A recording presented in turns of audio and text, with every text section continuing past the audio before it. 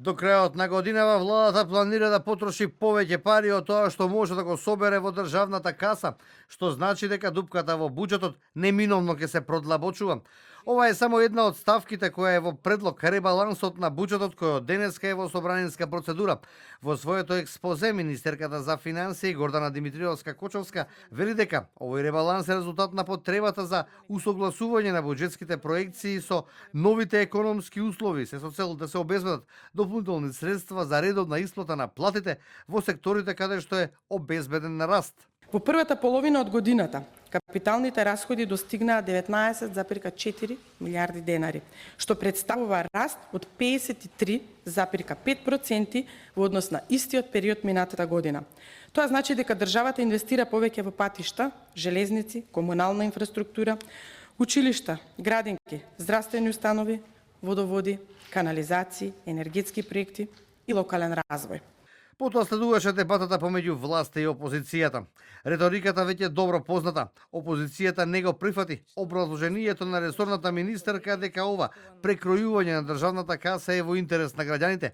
Нивниот став е дека ребалансот е поради тоа што недомакински се трошат државните пари и затоа касата е празна. Парламентарното мнозинство пак уверува дека владата работи во интерес на граѓаните. Капиталните инвестиции се аливи за покривање на буџетската дупка.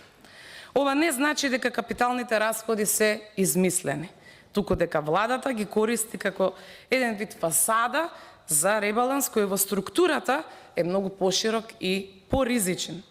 Не спориме дека има повеќе пари за капитални расходи, спорно е тоа што владата сака сите 7 милиарди денари нов дефицит да ги представи како инвестиција, иако паралелно растат и трансферите, и социјалните расходи, и платите, доаѓаме до заклучок дека нема развојна компонента, зашто зборував и во дебатата за приносењето на буџетот, зборував и кога дискутиравме предходниот ребаланс, зборував и за предходниот буџет и така натаму. Ставката која што генерира изградба на капитални проекти се зголемува во ребалансот за 14,5%. Развојните подпрограми достигнуваат 41 милиарда и 58 милиони денари, што е зголемување за 4 милиарди и 215 милиони денари, односно 11,4%.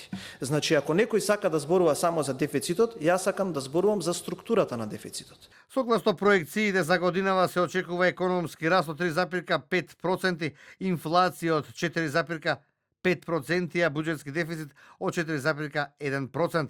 За овој ребаланс на буџетот опозицијата поднесе 226 амандмани.